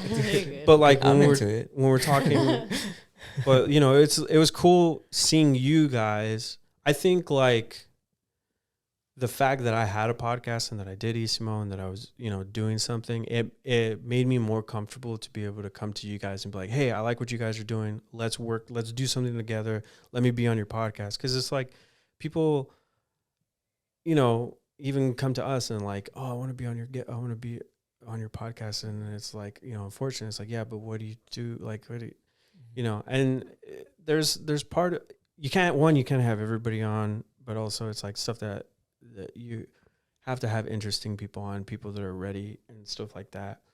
You have to also cultivate an experience for you and for your audience. So like, but if I didn't have those things, like I wouldn't have been here today. You know what I mean? And this conversation has been cool. Us hanging out earlier was cool. Like, though opportunities like this and meeting people and like talking to people isn't of itself a reward, because I would not be able to do that if I hadn't pursued the like doing my own stuff. And like, I think for me, it's not about having like benchmarks of like the things that I want to accomplish throughout my career. Obviously, I would like to travel. I would like to see more of the world. I would like to meet people. And that's like an intangible goal, I would say. But there's no like, I need to have a TV show. I need to like, when I first started doing comedy, I was like, oh, by the time I reach 7 years, I want to be on TV or something, you know.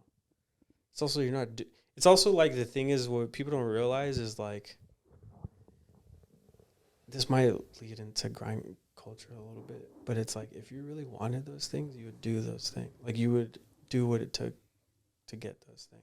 Mm-hmm. And like, I, for myself, for multiple reasons, I'm not on TV. I don't have an hour. I don't have like credits. Like, if I feel like if I really did want those things, it's not to put myself down, but it's like, if I did want those things, then I would have done it.